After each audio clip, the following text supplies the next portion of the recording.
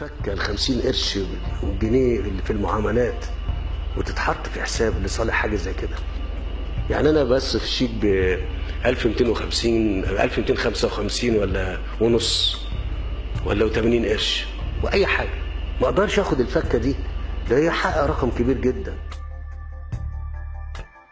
طب ليه ما ياخدوش من المسؤولين اللي هم قايمين على هذه الدوله، اللي هم كانوا جابوا من رئيس الجمهوريه انهم يراعوا مصالح الشعب رعايه كامله؟ اين هذه الرعايه؟ ايه الفكه اللي هتتخصم او هيتاخد من المرتب؟ لازم يبقى في فك، عشان في ناس ما بتعرفش تتعامل غير بالفك. لو مرتبي مثلا 1005 جنيه انا هستخسر ان انا احط 5 جنيه دي ليه؟ لان انا ما اعرفش مين اللي بيدير الصندوق. مفيش حد هيدفع، الشعب بقى سلبي يا فندم. نتكلم في فكه الصندوق بتاع مصر، اتكلم لاصحاب الفلل والمليارديرات. المواطن دايما هو اللي بيطلع من جيبه ويدي للحكومه، واخد بالك؟ لا، عايزين نعكس شويه بقى، الحكومه بقى تدي للمواطن شويه. يعني هي خلاص ضاقت على الفكه بتاع الغلبان يعني، ولا هي ضاقت على الفكه بتاع الغلبان؟ طب ما في ناس كتير ممكن تتبرع لمصر، في ناس مليونيرات تتبرع لمصر، باصين ليه للفقير دايما. انا راجل غلبان، لو خدوا مني انا هتاثر. ايوه طبعا، احنا كل يا باشا احنا شغالين بفكه اساسا، احنا كناس صناعيه شغالين بفكه. انا مش شغال في شركه ولا في مصنع، انا شغال على باب الله.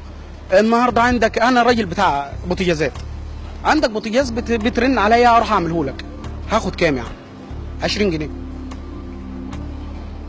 فما يبصوش للغلبان. لو بتبي 1254، هو لو خد ال 4 جنيه مثلا في 50 مليون، هتلاقي كلهم منهم 3 جنيه و4 جنيه عملوا مبلغ. المبلغ ده راح فين وهياخد يوديه فين؟ وفي قبل كده حاجات اتاخدت مش عارفين راحت فين.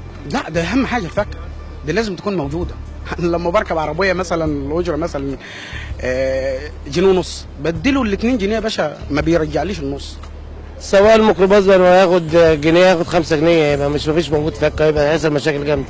نو بروبلم عادي، ايه مشكله الفكه يعني؟ افهم دي الفكه دي وسيله تعامل بيناتنا وبين الاخرين. اشتري حاجه ب 10 قروش بتديني بقيتها، خلاص مشكله. ما يعملوش حكايه الفكه، بطول في فكه وعايزين يعملوها يخصموا من الموظفين التعبانه، هم مش لاقيين قرارات ياخدوها اصلا. عايز تركب ميكروباص من مدعم ابو جنيه، مش هتلقى انت الجنيه الفكه دوت الوقت، ولا طبعا هو هيبقى معاه. ما هو طالما بقى خلاص بقى، ده احنا كده بقى هنخش بقى في بربع المرتب نيجي نروح نشتري بيه حاجه، طالما ما فيش فكه بقى. هو مش هيأثر على حته ازاي؟ انت مثلا الفكه اقل حاجه تلاقي في مثلا في الفكه دي كام يعني؟ الفكه هي بصراحه هي مطلوبه، لان عشان خاطر مثلا اللي بياخد حاجه بيشتري حاجه لازم هياخد الباقي بتاعه، فما ينفعش ان انا مثلا اشتغل فلوس صحيحه، مش هينفع.